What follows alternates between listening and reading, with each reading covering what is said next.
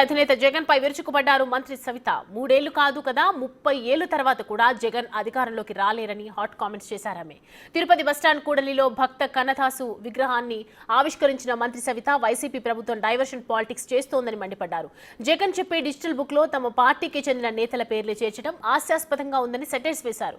ఇచ్చిన ప్రతి హామీని నెరవేరుస్తూ కూటమి ప్రభుత్వం అభివృద్ధిలో దూసుకుపోతోందన్నారు మంత్రి. మామూలుగానే డైవర్షన్ పాలిటిక్స్ ఎక్కువ. కూటమి ప్రభుత్వం అతి తక్కువ కాలంలోనే మేము ఏదైతే ఎన్నికల సమయంలో మాట చెప్పామో ఆ మాట నిలబెట్టుకున్న సూపర్ 6 సూపర్ హిట్ సక్సెస్ చేశాం. మరి ఈరోజు ఆర్ఎంబీ రోడ్స్ కావచ్చు, ఎన్హెచ్ హైవే కావచ్చు, అంతేకాకుండా మరి ఎన్ఆర్జీఎస్ కావచ్చు, మరి ఏ సెక్టార్ తీసుకున్నా మరి పెద్దలు రైతులకు పెద్దపీట వేసిన ప్రభుత్వం, బడుగు బడిన వర్గాలకు పెద్దపీట వేసిన ప్రభుత్వం మరి జగన్మోహన్ రెడ్డి గారికి అర్థం కాదా?